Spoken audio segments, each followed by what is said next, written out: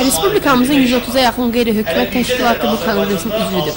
Konqresin hansı funksiyalarını yerinə getirilməsi haqda onun sədri bunları dedi.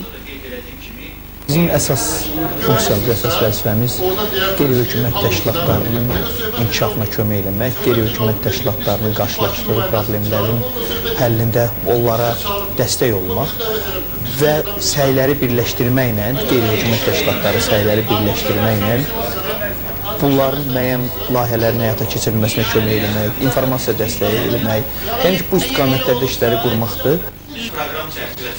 Bu filialın yaradılması Gəncədə fəaliyyət göstərən qeyri-hökumət təşkilatlarının təşəbbüs və müraciətindən sonra qərara alınır.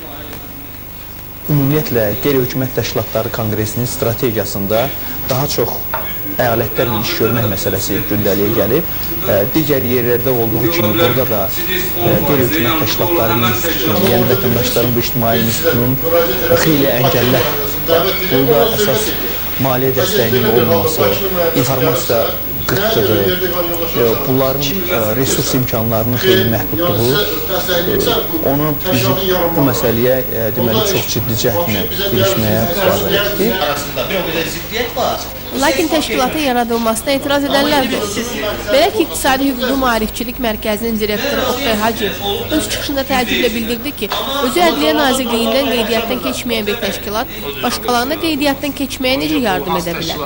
Ona cavab olaraq konqresin sədri onu bildirdi ki, onlar bugünədək 15-dən artıq layihə həyata keçiriblər. Oktay Hacıyev onu da bildirdi ki, yaranan filialın nəzərdə tutduğu işləri Gəncədə artıq həyata keçirən təşkilatlar var.